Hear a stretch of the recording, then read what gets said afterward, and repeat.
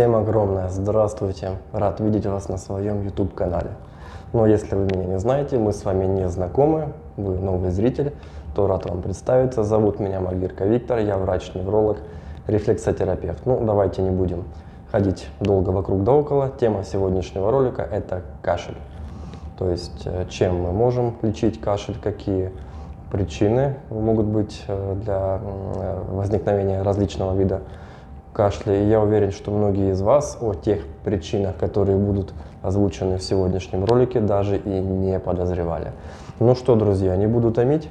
Скорее всего, ролик будет относительно продолжительным. Местами я буду обращаться к своему плану. Здесь у меня набросаны такие тезисы, да, чтобы не упустить важный момент. Ну а местами буду включать болтологические моменты. Ну, в общем, как-то совместим. Для того, чтобы ускорить воспроизведение видео, в настройках плеера YouTube вы можете выбрать скорость воспроизведения. Это 1.25, 1.5, 1.75, ну и 2 соответственно. Ну что, поехали, приятного просмотра. Итак, кашель. Ну, наверное, я начну с того, что люди, которые сидят на определенных диетах, где необходимо либо отказаться полностью, либо в значительной степени ограничить потребление жиров, в большинстве случаев, а иногда в 100% случаях, будут иметь определенные проблемы с дыхательной системой. Все потому, что легкие являются прямым потребителем жиров. И если жиров не хватает, то, соответственно, будут возникать различные сбои в работе с дыхательной системой в виде различных кашлей, бронхитов, воспалительных процессов. Ну, в общем, если есть дефицит жиров, то это может давать определенные проблемы с дыхательной системой.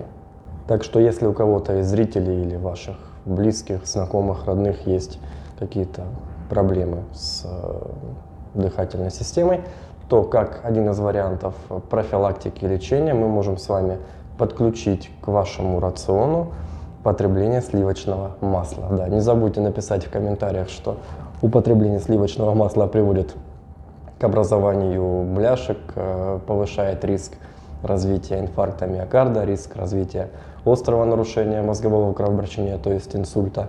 Но, друзья, давайте все-таки будем подходить рационально.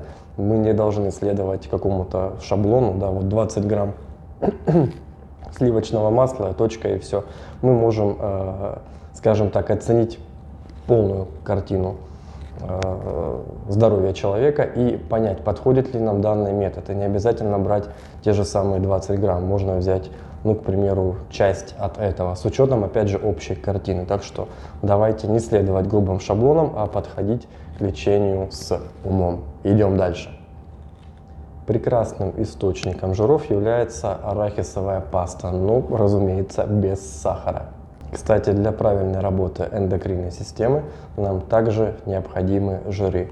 Зачастую бывает так, что человек, который, ну, скажем так, либо в спорте, либо около спорта, и есть такие периоды, как масса-набор и периоды так называемой сушки. Так вот, очень часто бывает, что человек в период сушки не доедает жиров, в принципе, по каким-то причинам не совсем правильно и рационально составляет свой план питания, это без понимания, как-то интуитивно, по наитию. Ну, в общем, смысл в том, что зачастую в таких случаях бывает так, что человек не высыпается, он становится вялым, сонливым, раздражительным, он быстро утомляется, весь в буквальном смысле рассыпается. Это значит, скорее всего, это говорит о том, что в рационе может не хватать именно жиров для правильной и адекватной работы нашей с вами эндокринной системы. Ну что, мы продолжаем двигаться дальше по теме ролика. Еще один очень важный аспект. Довольно часто кашель встречается при приеме определенных групп препаратов. Это такие препараты, относятся они к группам ингибиторы АПФ, это ангиотензин превращающий фермент. И препараты из данной группы, они в очень многих случаях вызывают кашель, и человек не понимает, он принимает месяц, два, три, полгода, год, и откуда кашель непонятно. И в этом случае вам необходимо ознакомиться с инструкцией к препарату, который вы можете принимать или кто-то из ваших знакомых, ну, не суть важно. В общем, вы знакомитесь с инструкцией и ищете, есть ли там побочные эффекты в виде усиления кашля, ну или что-то около того, чего-то подобного. В 100% случаев, если кашель вызван приемом определенных медикаментов, при отмене данного препарата кашель просто сходит на нет. Так что, друзья, запоминайте, делитесь информацией. Я думаю, что это многим будет интересно и полезно. Некоторые виды лекарств могут вызывать кашель. Идем дальше. В случае, когда кашель вызван именно данной причиной употреблением определенных медикаментов, что требуется сделать? Ну, по возможности, немножко отойду назад, значит, не занимайтесь самолечением. Это очень серьезно. Человек без медицинского образования может какие-то аспекты не учесть, не понять и по итогу сделать только хуже самому себе. Так что никогда не занимайтесь самолечением. О чем хотел сказать, что если кашель вызван определенной группой препаратов, то под контролем доктора, я подчеркиваю, не самостоятельно, препарат либо отменяется, подбирается другой препарат, что зачастую, как правило, так и делается. Человеку подбираются другие препараты из определенной серии групп препаратов. Да, допустим, если это препараты от давления гипотензивные, то человеку заменяют препарат, который вызывал кашель. Как правило, это ингибитор АПФ на препарат из другой группы, чтобы мы одновременно с вами и не вызывали вот этот побочный эффект в виде кашля, и человек мог поддерживать на адекватных рациональных цифрах свой уровень артериального давления, что в принципе очень важно в целом для состояния организма и в частности для сердечно-сосудистой системы. Несколько отступлю от темы, друзья. Хочу порекомендовать вам один из роликов на канале. Ролик называется «Сахарный диабет. Случаи из практики. Нейропатическая боль и метформин вред». Там я подробно рассказываю о диабете, о возможных вариантах лечения. Сейчас вкратце буквально вам пару фраз из того ролика. Ну, к примеру, мы часто можем назначать препараты из группы антидепрессанты и антиконвульсанты. Антиконвульсанты – это противоэпилептические препараты при определенных видах болей. Допустим, такая как нейропатическая боль. Вот подробно, что, зачем и почему я рассказываю в этом ролике. Потому что на практике очень часто бывает так, что человек приходит уже с правильными рекомендациями, с правильными назначениями, но когда он начинает знакомиться с инструкцией, что один препарат от депрессии, второй от эпилепсии, конечно, он боится, переживает и просто не принимает данные препараты. Хотя фактически в большинстве случаев это правильные и рациональные назначения. Здесь очень важно подобрать адекватную дозировку для каждого человека, она индивидуальная. Просто я говорю к тому, чтобы вы не боялись и не пугались, если по каким-то причинам доктор вам рекомендует тот же самый антидепрессант, либо тот же самый антиконвульсант. Кстати, данный ролик по диабету, он на данный момент, на момент записи этого ролика, самый популярный, там порядка 15 тысяч, там 14 с небольшим, ну фактически скоро, я думаю, добьется до 15 тысяч просмотров. Было бы здорово, конечно, если бы у меня уже была аудитория такой численности. Но я надеюсь, что к Новому году первую 1000 я все-таки наберу, но опять же не без вашей помощи. Ладно, снова я развел болтологию, давайте ближе к теме. По каким причинам еще может возникать кашель? Идем дальше. Итак, чем же лечить легкие, бронхи, если причина в неправильной работе дыхательной системы это не недостаток жиров и не прием определенных групп препаратов? В данном случае причиной может быть инфекция. И в этом случае вы обращаетесь к профильному специалисту. Это зачастую терапевт, а по-хорошему, конечно же, пульмонолог. Но опять же, да, пульмонологов может не быть в том регионе, допустим, где человек проживает. И тогда он обращается к терапевту. В этом случае терапевт может порекомендовать человеку антибактериальную терапию. И при прохождении курса антибактериальной терапии, если причина в инфекции, то, как правило, кашель сходит на нет. Ну, теперь давайте поговорим, что же делать, если мы исключили с вами недостаток жиров, исключили инфекцию, да, как причину кашля, заболевания легких, и исключили прием медикаментозной терапии. Что же может быть еще? Как один из вариантов, это, возможно, снижение иммунитета. И в этом случае нам необходимо с вами этот иммунитет и укрепить. В некоторых случаях применяются растения, такие как алоэ. В моей лично полке, да, в моих добавках имеется такое вещество, такая добавка, как глютамин. Он одновременно идет для, я буду простым языком, без сложности, чтобы было понятно всем. Он нормализует работу кишечника и является отличным топливом для иммунитета. Возможно, после работы над укреплением иммунитета кашель также сойдет на нет. Теперь давайте несколько с вами остановимся на теме лечения отварами из различных растений, кореньев и так далее. Наверняка многие из вас слышали или знают о ромашке.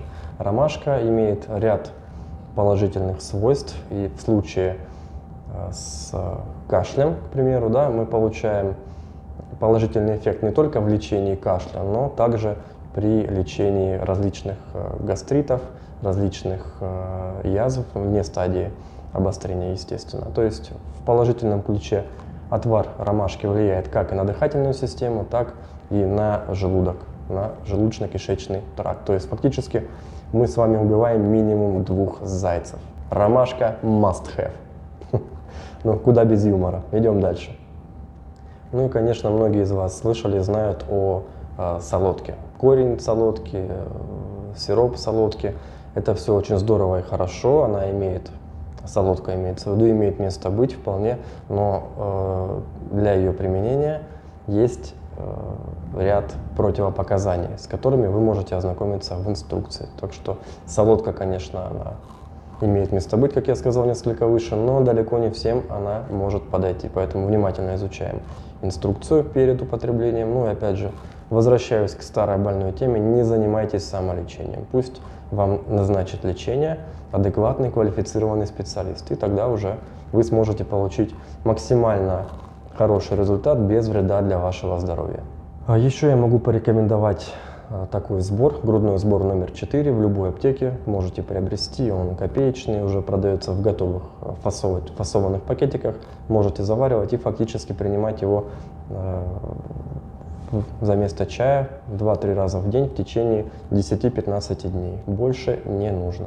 Также эффективными могут быть полоскания с экстрактом эвкалипта, также до 2 недель. А подготовиться к полосканиям для пущего эффекту вам поможет такое упражнение, как поза льва, дыхание льва. Показывать я его не буду по определенным причинам. Я постараюсь, если у меня получится, вот сделать небольшую вставочку из нарезок. Можете ознакомиться. Поза льва. Обязательно делать эту позу льва для того, чтобы все мы тут с вами прогрели носители крови. И она делается так. Делаем вдох. И...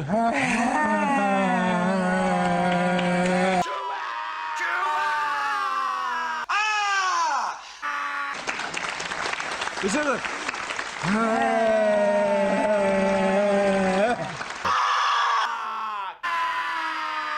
Слизистая кровью омылась, увлажнилась, лучше будет. Хорошо, работать. я так чувствую. Вот, хорошо. Вот. Ну вот такая вставочка, друзья. Простите, уж без юмора никуда. Вот такое упражнение. Поза льва, дыхание льва. Это, как бы это не смотрелось, да, несколько необычно, несколько неловко, можно сказать. Фактически это имеет место быть, потому что за счет такого движения у нас улучшается приток крови к гортани, улучшается доставка питательных веществ, улучшается, опять же, буду очень грубо говорить, улучшается микроциркуляция. То есть фактически мы получаем разогрев ткани и приток крови. За счет этого мы получаем больший эффект от каких-то полосканий и так далее. Идем дальше. Также для лечения кашля возможно применение сиропа из корня алтея. Это поможет в борьбе с кашлем, также это снимет воспалительный процесс в бронхах, в легких. Принимается коротким курсом от 10 до 14 дней по инструкции по согласованию с вашим лечащим врачом. Небольшое отступление от темы. По традиции канала я выражаю благодарность своему зрителю. Спасибо, что смотрите, спасибо, что подписываетесь, рекомендуете. Мне очень приятно видеть результат своей работы. Результат работы – это ваша обратная связь. Опять же, ваши комментарии, подписки, рекомендации. Для меня это важно. Я вкладываю в это свое время, свой труд. Это сложнее, чем кажется. Так что подписываемся. И очень хочется к Новому году получить свою первую 1000 подписчиков. Я надеюсь, с вашей помощью у меня это получится. Спасибо. Идем дальше. Ну что ж, друзья, если вышеперечисленные советы вам по каким-то причинам не помогли, то на помощь спешат почки, да не простые, а сосновые.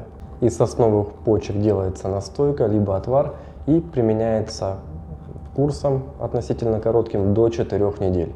Также возможно применение амброксола. Это препарат, который стимулирует мукоцеллярную активность и способствует улучшению отхождения вязкой мокроты, то есть при сухом кашле эффекта вы не получите.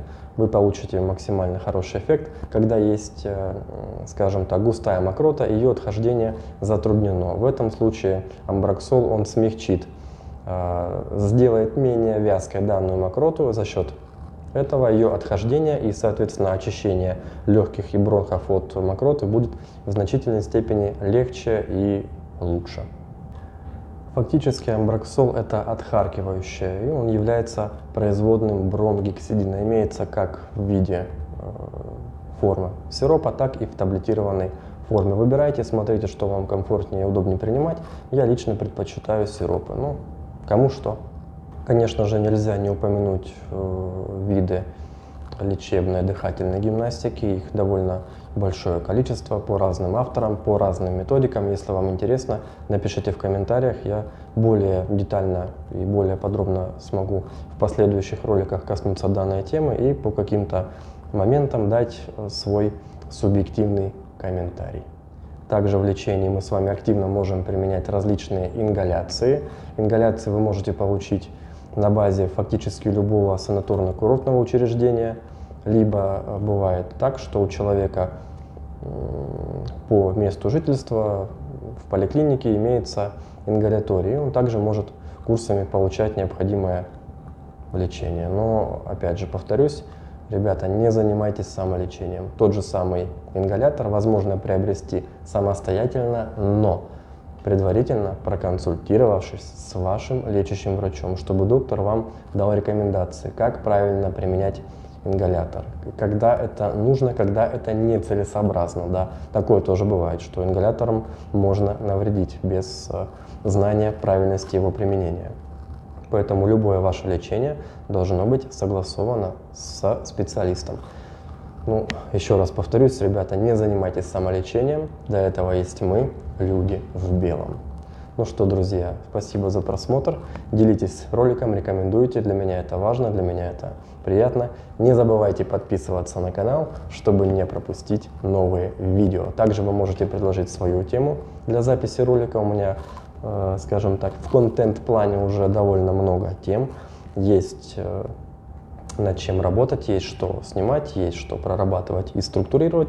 Но в любом случае это не мешает вам предложить вашу тему, которая была бы интересна вам, ну, может быть, кому-то из зрителей. Ну что, не болейте, всем здоровья!